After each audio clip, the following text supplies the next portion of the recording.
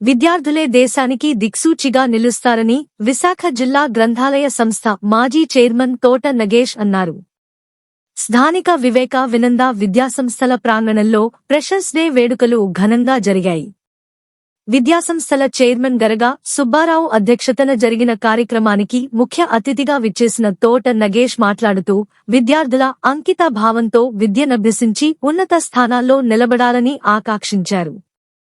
విద్యార్థులు ఉద్యోగ అవకాశాలు మెరుగుపర్చుకునేందుకు గ్రంథాలయాలకు వెళ్లి అక్కడ ఉండే పుస్తకాలను చదివి వివిధ రకాల పోటీ పరీక్షలకు సిద్ధం కావాలని చెప్పారు. అలాగే విద్యార్థులు చెడు వ్యసనాలకు దూరంగా ఉండాలని హితవు పలికారు.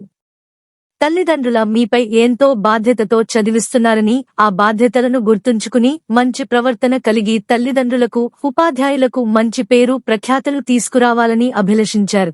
అనంతరం విద్యార్థులచే నిర్వహించిన సాంస్కృతిక కార్యక్రమాలతో సందడి చేశారు.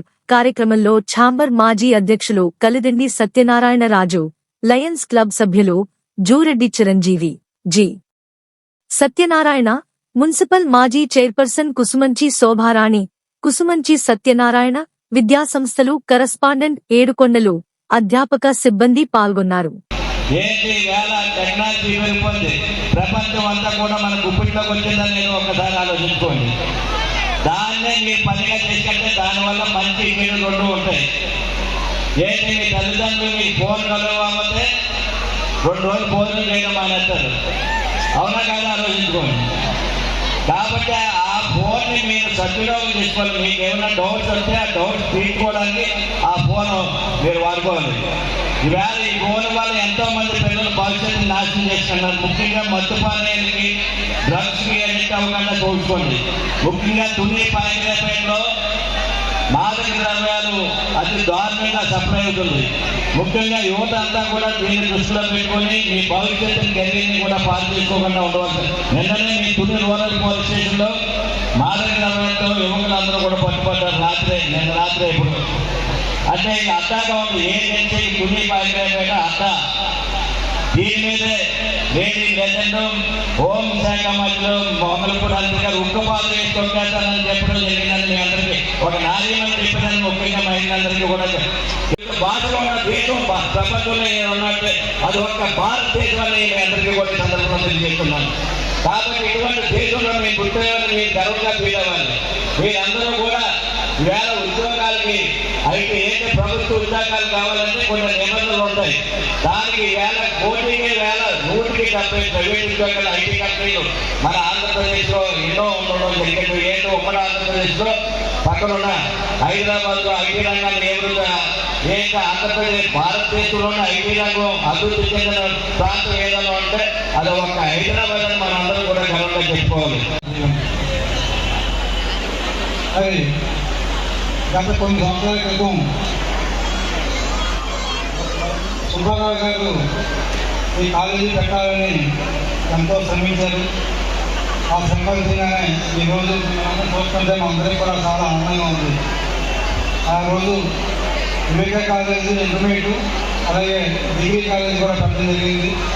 కొన్ని కారణాల వలన డిగ్రీ కాలేజీ బయటకు వెళ్తే వెంటనే మళ్ళీ వినంద అనే కాలేజీ కూడా స్థాపించి ఈ పిల్లలు మళ్ళీ ఇంటర్మీడియట్ అయిన తర్వాత బయటకు వెళ్ళకూడదు డిగ్రీని కూడా స్థాపించారు.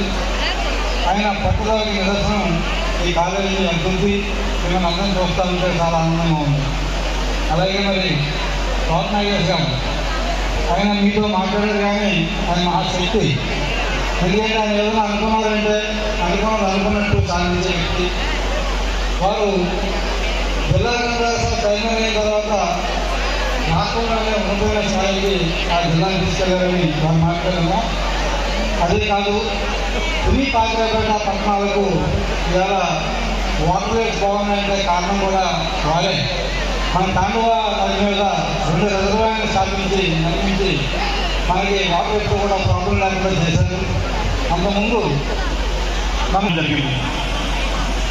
మేమందరినీ చూస్తుంటే కార్యక్రమం మంది ఈ వివేక జూనియర్ కాలేజ్ వినంద డిగ్రీ కాలేజ్ కార్యక్రమం మంది అనే జోష్తో ఉన్నారు. అందుకే దానికి ఒక మంచి పేరు.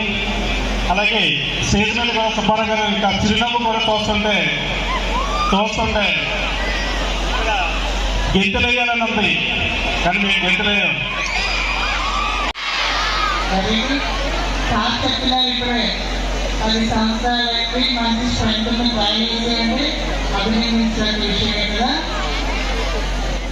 మన తుదిలో చుట్టుపక్కల పల్లెటూళ్ళు చాలా మంది ఉంటాయి, కానీ చదువుకోవడానికి మాత్రం ప్రాఫిట్ని తల్లిదండ్రులు ఎంతో కష్టపడి వాళ్ళందరినీ ఇక్కడ కాలేజీకి పంపిస్తున్నారు.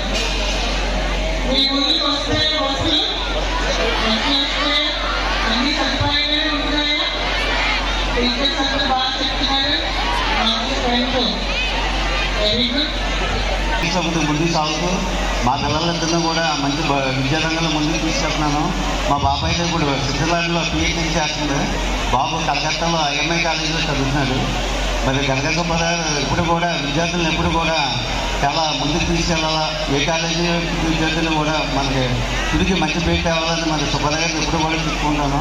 అలాగే మీరందరూ కూడా భవిష్యత్తులో ముందుకెళ్ళి ఏదో ఒక మంచి ప్రాజెక్ట్ కానీ, వ్యాపార రంగంలో కానీ, ఉద్యోగ సంస్థలో కానీ మీ తల్లిదండ్రులు మంచి పేరు తేవాలా.